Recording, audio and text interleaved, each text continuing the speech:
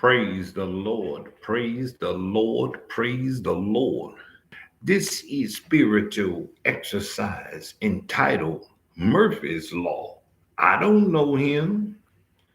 Many a times we come up through society's situations and circumstances that piles upon us from the time we little, and we just learn to adapt and accept and adapt and accept till we come conditioned to almost every type of situation and circumstances that we are put in. And we become accustomed to everything. And it's remarkable to what the human condition can come adaptive to. You'll be surprised what we can come adaptive to. And not only can come adaptive to it, how long of a period of time that we can exist on it. You see on the TV sometimes if you up in the wee hours of the morning and you could see the little children as their bellies are swollen and their hair is red, and they show the feeding the children programs as the children are in the deep wooded areas of the outreaches of Africa, and they mothers are going in search of clear water, and they're giving their children water out of a hole somewhere that they have to walk miles to, that is dirty water, and the children are drinking this water, and their parents are drinking this water simply because there is no other water to drink. And you could see out of the condition of the children that the water is slowly poisoning the children. And they are trying to get fresh water to the children. And they're asking for people's help with donations so they can bring water pumps and they can bring food, nutrition to the children and the adults.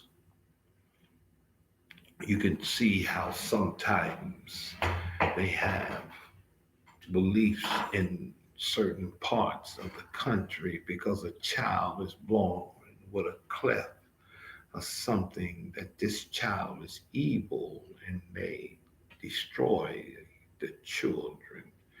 And they tend to try to get medical treatment to certain rural areas in certain parts of the country. And they call for assistance in these areas. And it is an interesting thing how that custom becomes adaptable to those people in that area where it doesn't bother them to drop a child in the river. How we can grow up in a household of individuals that are using or cursing and fighting one another, and it just becomes commonplace. It is real easy to become accustomed to a thing. And then one comes accustomed to it, it becomes difficult to change. Very difficult for one to accept anything outside of what one adapts to, because they feel that there is nothing no different than what they were inside of that particular surrounding.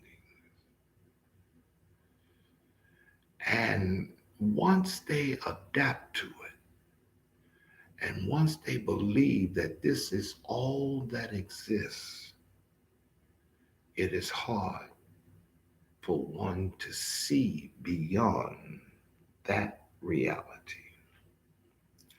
This is why the most biggest used tool of the adversary is discouragement. Because many a times the biggest thing that we have in our lives is disappointment. So when it's easy for us to understand and we have adapted to it already, that we shall be disappointed. And that disappointment is the way of life. And that disappointment is the most rottenest thing in the world. Now, no one looks at disappointment as a good thing because we all want our way. See, we have this preconceived notion that disappointment means disapproval, and disapproval simply means disgrace. You see, in our concept of a society that judges everything, the enemy uses everything in a negative way to drain us. So when we start anything, the first thing we look for is a way for it to be destroyed. So in that, we automatically believe in a thing that truly doesn't even exist. But we give it power because we so used to destruction. And we even gave it a name and we called it Murphy's Law. Now, Murphy's Law simply means that whatever could happen would happen. But we so looking at the destructive end, we never could think then whatever could happen, what's wrong with it that it could be a great thing that could happen? Whatever say that what could happen could be the best thing that ever would happen. But no, we go to the extreme opposite. That anything bad that could happen would happen. Never thinking that whatever great could happen would happen, or anything bad that would happen could be flipped to the best thing that would happen. Because whatever we perceive that's bad could be the best thing that ever happened. Because we must understand that all things work together for our good.